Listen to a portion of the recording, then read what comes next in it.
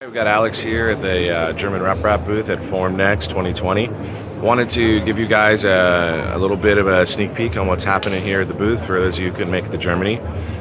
We have the pleasure of having Tamo, the sales manager for German RepRap here, and I want to go ahead and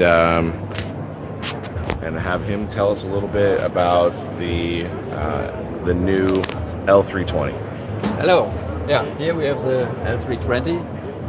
This is a new printer for liquid material.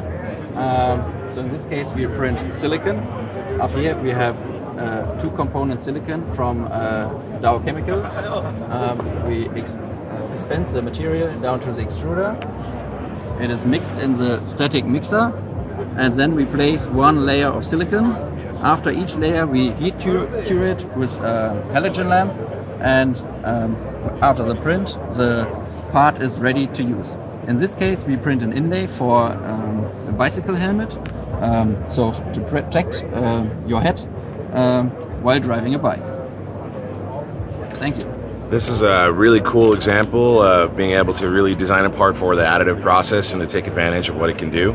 So these parts are printed flat and then are able to be flexed into 3 dimensions to actually make a customized set of pads for a helmet. It's pretty incredible.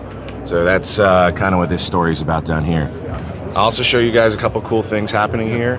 Here we have another one of the L320 machines. This one's showing a prototype application with a polyurethane material. So we're not just talking about silicones now, we're talking about 2-part polyurethanes mixing together, making incredible parts. Here's some examples of some of the silicone parts that can be printed off of these machines. So it's pretty amazing the technology that the team here at German RepRap is building. You know, every year I come to the show and I'm blown away. And so we're happy to share with you guys. Well, I hope that you guys are all doing well. Maybe we'll all see you here at the show next year. Thanks.